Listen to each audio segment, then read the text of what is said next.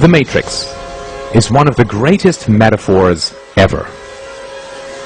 Machines invented to make human life easier end up enslaving humanity. This is the most common theme in dystopian science fiction. Why is this fear so universal, so compelling? Is it because we really believe that our toaster and our notebook will end up as our mechanical overlords? Of course not. This is not a future that we fear, but a past that we are already living. Supposedly, governments were invented to make human life easier and safer, but governments always end up enslaving humanity. That which we create to, quote, serve us, ends up ruling us.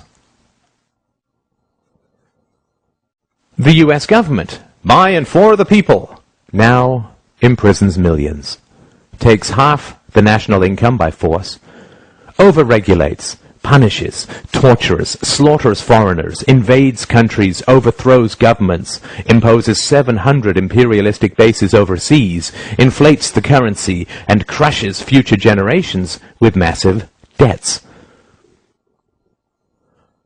That which we create to serve us ends up ruling us. The problem with the state as servant thesis is that it is historically completely false, both empirically and logically. The idea that states were voluntarily invented by citizens to enhance their own security is utterly untrue. Before governments in tribal times, human beings could only produce what they consumed. There was no excess production of food or other resources. Thus there was no point owning slaves, because the slave could not produce any excess that could be stolen by the master. If a horse pulling a plow can only produce enough additional food to feed the horse, there's no point hunting, capturing, and breaking in a horse.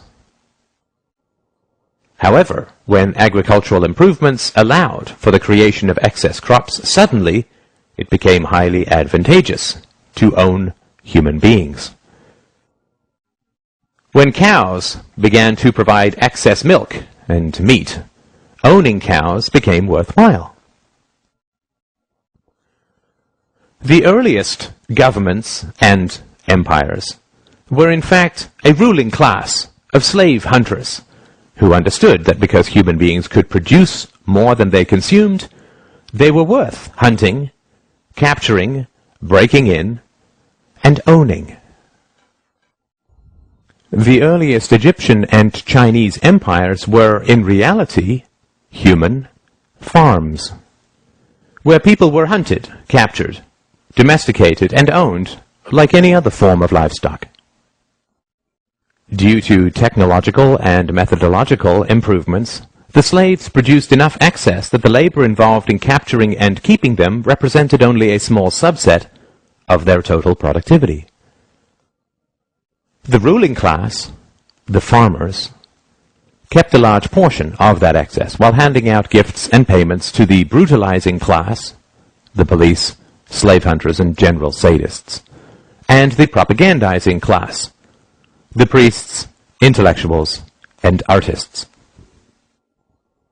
This situation continued for thousands of years, until the 16th to 17th centuries, when again, massive improvements in agricultural organization and technology created the second wave of excess productivity. The enclosure movement reorganized and consolidated farmland, resulting in 5 to 10 times more crops, creating a new class of industrial workers displaced from the country and huddling in the new cities. This enormous agricultural excess was the basis of the capital that drove the Industrial Revolution.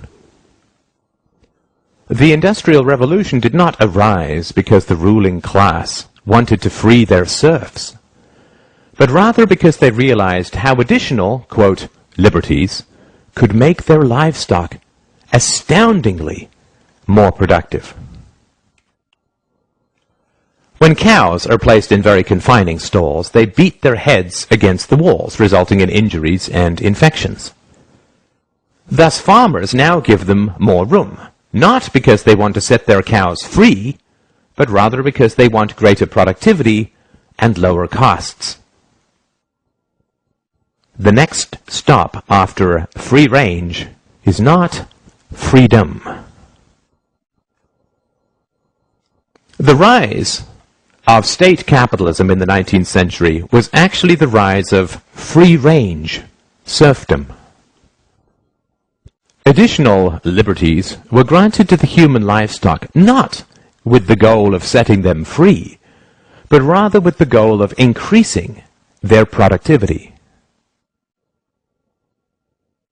Of course, intellectuals, artists, and priests were, and are, well paid to conceal this reality. The great problem of modern human livestock ownership is the challenge of enthusiasm. State capitalism only works when the entrepreneurial spirit drives creativity and productivity in the economy. However, excess productivity always creates a larger state and swells the ruling classes and their dependents, which eats into the motivation for additional productivity. Taxes and regulations rise, state debt, future farming, increases, and living standards slow and decay. Depression and despair begin to spread as the reality of being owned sets in for the general population. The solution to this is additional propaganda, antidepressant medications, superstition, wars, moral campaigns of every kind, the creation of, quote, enemies, the inculcation of patriotism, collective fears, paranoia about outsiders and immigrants, and so on. It is essential to understand the reality of the world. When you look at a map of the world, you are not looking at countries, but farms.